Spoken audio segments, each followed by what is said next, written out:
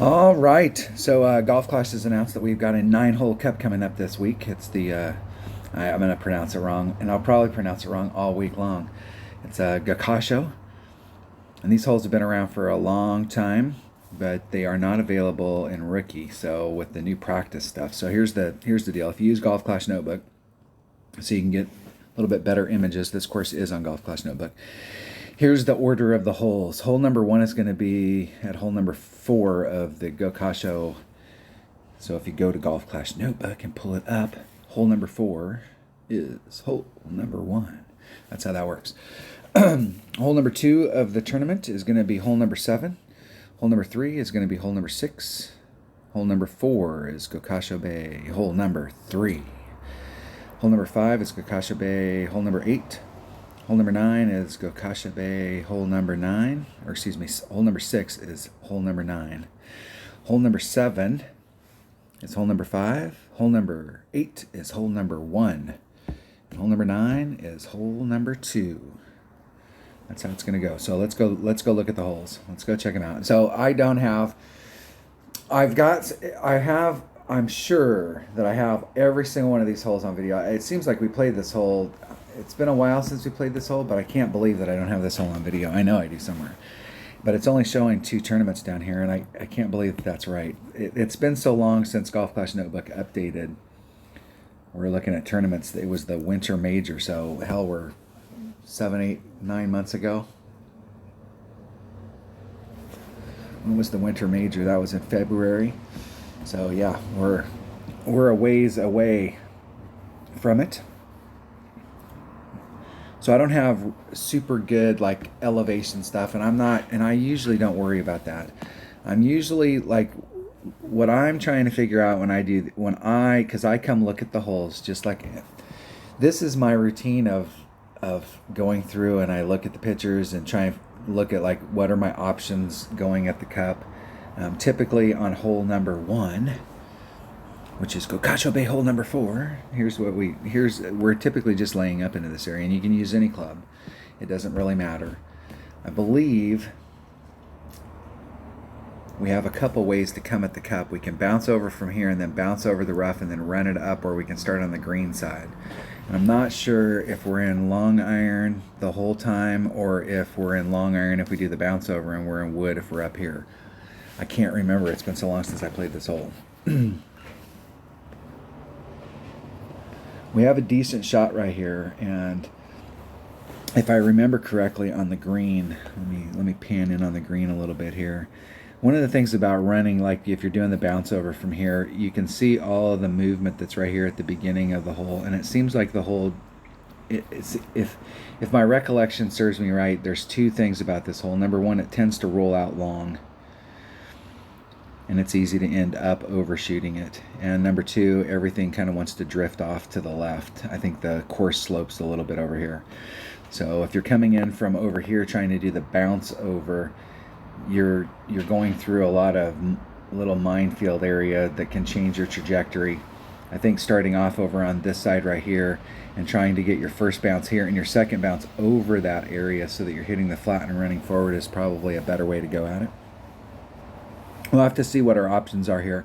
There is, I don't know. This hole does not accurately represent the distance that it is from the flagpole to the edge of the green here, like if you were doing a rough bump. But you're going to have to go through that same trouble area. I think it's going to be bouncing right in this area, or trying to get in a flat spot so that you can bounce over those moguls. But the drive part is very, very simple. It's easy to get. Obviously, the closer you can get out in this area right here, the better. And if you look at where you're at, if you draw the line out here, anywhere by that shadow, you're going to have a pretty straight in line where you've got the maximum run to the cup. If you overhit it and hit over here, you're actually closing your angle off, so that when you're bouncing up on the green, you're going to be hitting it at the angle over here. So you'll have to have your shot just a little bit tighter. It's better to keep that mouth open. So just laying it up right up here at the top is probably a better angle than if you lay it over on the other side. So it doesn't take much. Just making sure that you give yourself enough room so you don't get caught up in the rough when it comes up to the top. You can easily make it from up there, but it's a much better deal to. What we want to do is find a spot so we're in the same spot every time, so that whatever our adjustment is for the second hole or for the second shot is the same every single time we go to it. So that hole right there is a -1 hole. I'll write that down. Hole number 2 is hole number 7. This is a par 3. And this is a difficult par 3. There's a bunch of different ways to go at it. So you can try and get up here in the front, use some backspin and go at it where you're trying to land more on the flat here and trying to really go at it. There's some shots. It seems to me that there was a shot that people were taking from over here, or they were trying to bounce over. There was some shot that people were trying to develop here. The white line, man, this hole has got so much movement out here in our landing zones. I usually try and get right here where I'm in that hollow. So the way that terrain looks is this area right here is a high spot, and then it comes down and it goes up to the next high spot, and I'm trying to hit right there. There's a flat line that's in there, and trying to hit on some surface that's flat and using side spin to get me back over to the other side. I'm not sure how I'm going to play this hole. I want to come into this hole because we're going to have varying winds. I want to come into this hole with several different options. So I'm going to kind of keep my eye out and see how other people are playing it. And there's a lot of different ways that we can come at this. Since the last time we played this, I'm not sure if we take this with our wood or if we're taking it with our long iron. And some of that might be on which ball we choose, but I'm gonna leave my options open on this hole and see. This is not typically what you would consider a high percentage par 3 hole-in-one, but it can be hole-in-one, and there's several different ways to do it. The other thing I like about being up close here, if you can get into this range, is this range right here is coming from this bowl. This bowl comes up, and then you're going down to the green, and then the flagpole's off in the distance over here. When you're coming down these types of areas, it's almost like you get the effect of doing a rough bump, even though you're hitting in the fairway, because it's hitting the ground, and if you've got a little bit of backspin on there, it basically will just scoot across the ground. So we have a lot of different options that we can do on this hole. This is a tough par 3, and there's going to be a lot of people that end up epic failing on this par 3, just because you can get in trouble because there's so much movement. If you hit it wrong or get it wrong, you can very easily end up in a trap. You can end up in a spot of bother. All right, hole number 3, Gokasho Bay, hole number 6. All right, so we have a bunch of options on this hole as well. I do believe that the best way to try and get a hole-in-one, or not a hole-in-one, but the Albi here, is to use a rough bump. So there's a beautiful rough bump that's here, and typically we're in this area right here doing this rough bump, and it's a long iron, I believe. Let me plug my device in. Since I'm low power, the screen darkened for me. I don't think it darkened for you. There we go. Plug it in at 5%. So typically we're getting out of another area, and we're coming in here, and if I remember correctly, there's like a plus 10% on the wind on the drive, and it's super important that we get this drive right, especially now that we have varying winds, because one time you can have the wind so it's pushing you off of the rough, so if you mess it up, you're just further in the rough, so your ball guide's going this way and you're trying to bring yourself around with a little bit of curl.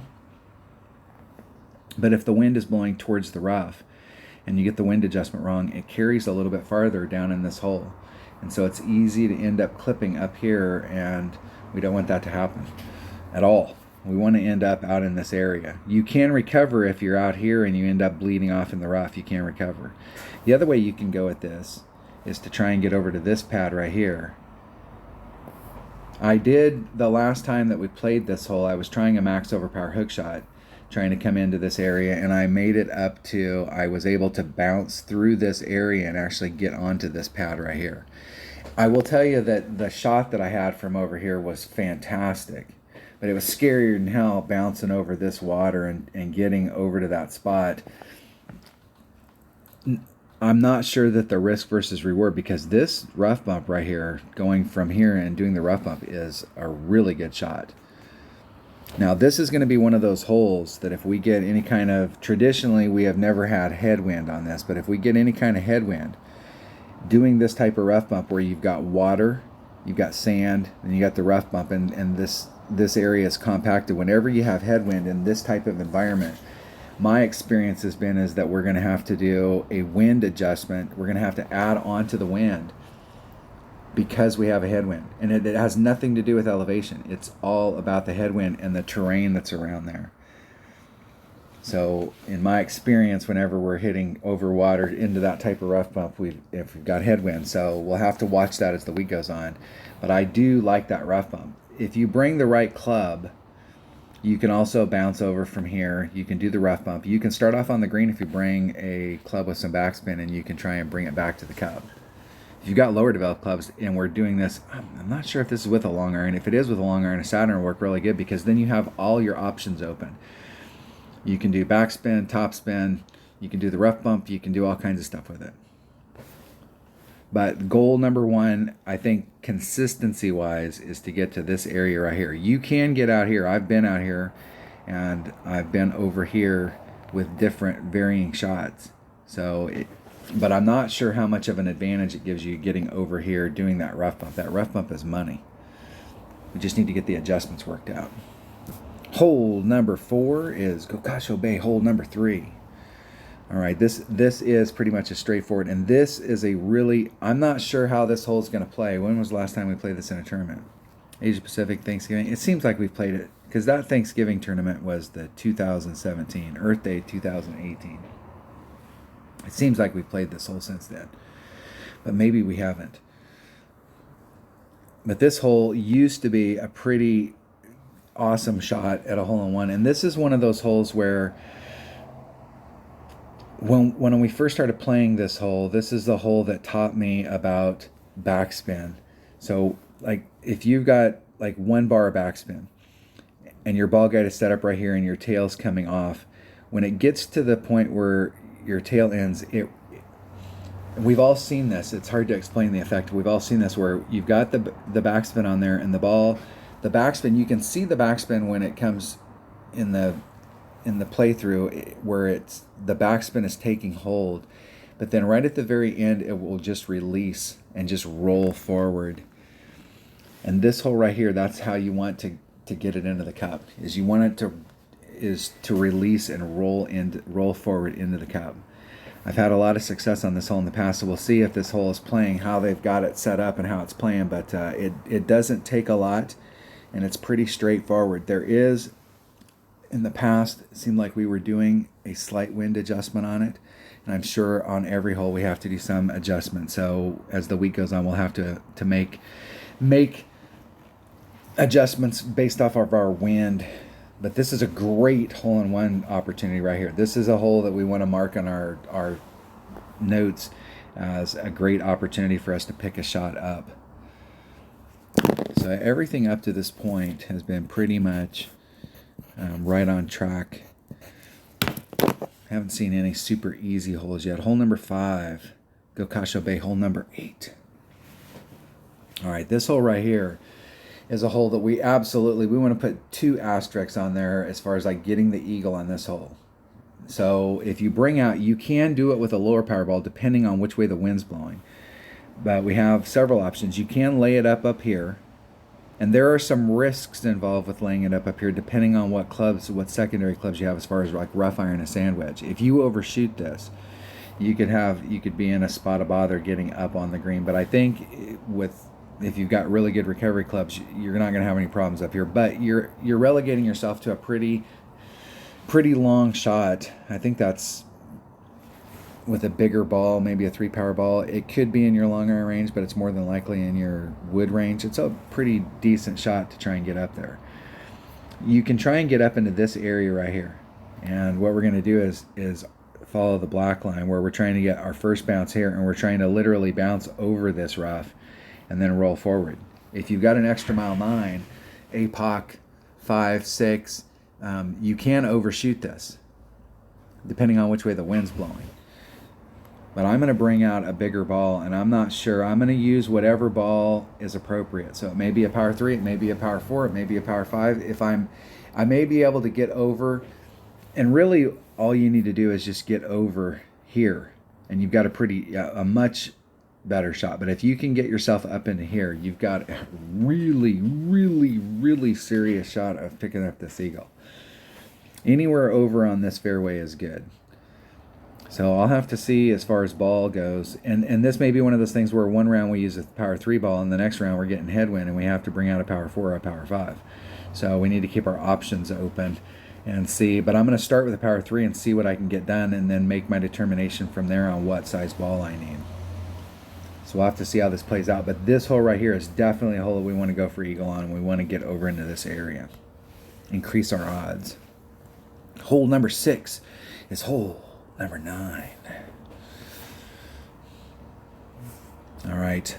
Now, I cannot remember where the spot is. And I have 2 things that I don't think I had the last, well, I may have 3 things that I didn't have the last time I played this hole. I've got, it would be 2. I've got an extra mile 9, and I've got an APOC 5. And traditionally what you're going to see people do is they're going to land on this, and they're going to roll up and get out into this area right here. It's easy to end up in the trap or over on this side, overshooting it. What I'm going to do is a max overpower hook shot, and there is one of these trees out here, and I can't remember which one it is. Let's see when was the last time we played this. And I know that we played this since those 2 tournaments. And I'm going to do a max overpower hook shot where I'm actually trying to get up into this, through this neck, and you can get as close as on, but you can get somewhere up in this area right here where you've got a nice short chip to get up there. Now you have even if you end up in the sand over here, you can still get on, and it's easy to end up in the rough over here if you're doing that max overpower hook shot if you get it wrong. But pretty much from anywhere there forward, you're going to be able to recover. So as long as you can catch the fairway here and you're moving in a forward direction, you're going to be able to recover from it. But I'm going to practice that max overpower hook shot because you can get on or up to close to being on in one, and where you've got a nice, very short chip for Albie. So this is another hole right here that I definitely want a double asterisk because we definitely have a shot. And even on the last hole, the minimum score is still -1, but that is some low-hanging fruit. And this right here could potentially be some low-hanging fruit as well. We've got 2 serious holes that we could pick shots up on. Hole number 7, Gokasho Bay, hole number 5. And this is a problematic par 3 because this picture does not, this picture up here does a little more justice. You can see how much it falls down right here. And this is in this area right where the black line is. So the black line is showing you like right there is where you'd start off. And so here it's somewhat flat, and then it drops off really hard. So anything great to the right. So imagine your ball comes in and you're in this type of situation and you're trying to hit right there. You hit great to the right, you hit right there. It will throw your ball. Literally, it can throw your ball like this. You could be in big trouble. There's so much movement on this course. Typically, on this hole, I do not dink around, and I have hit some hole-in-ones on this hole using this shot, and I'm going to take the white line with a Guardian, and I'm going to go straight at it. And if I remember correctly, I had to set up, it seemed like we were doing a wind adjustment. And it wasn't big, and it seemed like it was a plus number, but I don't know if that was just because of the sand or if there is elevation. I'm not sure where our elevation stuff is at, but it does seem like we were making an adjustment to our wind. And I was starting off a little bit on the right-hand side, trying to bring it back to the left. It wants to roll off to the left on this. But starting off as close as I can up here with my Guardian and going straight at it, trying to avoid all those traps. Still giving myself a chance for hole-in-one, but putting a birdie on the table every single time I play the hole. There are a bunch of different ways that you can dink around with playing this hole, and I'm not super interested. Most people are going to play over from this side right here, but For me, I want to try and get up here where it's flat in this area or on the green and try and go right at it. And you can see behind the green, let's see if we can zoom in a little bit more. The green itself is kind of on a little bit of a flat spot. There's a cut behind it. Trying to hit like a little bit up into this area right here, in this area, and then trying to bring it back to the cup. All right. This hole right here is not a high percentage hole-in-one hole, but I think that you can give yourself a serious shot every time. Hole number 8 is Gokasho Bay, hole number 1. All right, this par 4 right here. We have a serious, all of these par 4s, we can put ourselves in pretty serious opportunities.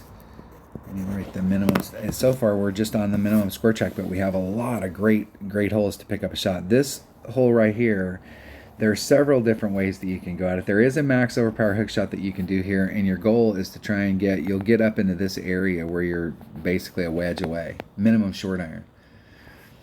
There's wedge, there's short iron, there's long iron, then there's wood. So, I mean, just depending on where you want to get in that range. So you can hit it out into this area. A lot of people are going to just hit it where they're bouncing on the black line and they're trying to get as much movement this way as they can, but they're just like out in this area. You can get up into this area going through here depending on the ball that you have and which way the wind's blowing. The max overpower hook shot with varying winds, as long as we have wind that you can adjust out, but if we've got headwind and you're already using, headwind dramatically affects those max overpower hook shots. So with varying winds, it'll be a little bit harder to do that. I'm going to go for the straightforward shot, where I'm trying to get one bounce. I'm actually trying to bounce all the way over to this side right here. So if you bring out a big enough ball, you can bounce on this side, and trying to run my ball up, get as much curvature as I can towards the cup, and usually I'll end up in this area up here by the sand. So it's all about making sure we don't overshoot the shot and end up in the sand down here. And the deal there is that's a super easy fix. It's not a bad deal to have that happen the very first time you play, because you put 5 topspin on and you ended up rolling in there just barely. You can drop that down to 4, 4.5. You put 5 on there and you flew into it. You can drop that down to 3 and be able to work it out to try and get out of that sand. We have a great shot on this. It's probably, if you caught every absolute thing perfect, you might be able to get up there either right in front or on the green if you could get through this gap. But it's super hard because at the end you've got these sand traps, and you're going to be at the end of your run and your bounces are going to be shorter together, and so you're not going to have enough at that point to bounce over the sand trap. You're going to have to go through that small little gap. So you really have to have everything in track in order to do that. Your best bet is just to land somewhere out here in front of the sand, so that you've got a nice little chip to go in. We have a really, really good opportunity on that hole, though. I've hit a lot of eagles on this hole, and very, very good hole for us. Hole number 9 is going to be Gokasho Bay, hole number 2. All right, this par 5 right here. And this par 5, let me think here. Trying to think about getting myself over into this area right here. The deal here is that you can get an eagle. This is a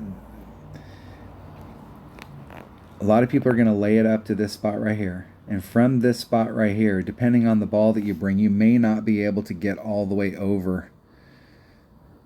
You may have to lay it up in this area. We want to be able to get on the green in 2 and give ourselves a shot at it. I'm going to go for it. And you can try and get like out into here. If I remember correctly on this hole is not that white line where they're showing just going straight over. I suppose if you bring out a really big ball, you can do that. And maybe that's the deal. They're bringing out a big dog. I know that we can try and get over where we're doing a rough bump down here, trying to just bleed up. And where do we want to get over here? Anywhere over here is fine. And we can give ourselves at least a shot at an albie. If I remember correctly, too, there was people that were doing the bounce over where they were coming out into this area and then trying to swing it over on a bounce. So we have a lot of options to get up here, to get over to the side, but I will tell you that if my recollection serves me right, that we have to bring out a big ball in order to achieve that feat. Yeah, because it's been a while since we played this hole. Big ball. I think that's the only way that we can do it in order to get over there in two, is to use a big ball. All right, that was the Gokasho Bay. Kind of went through and took a look at the holes just to kind of get an understanding of what I got ahead of me.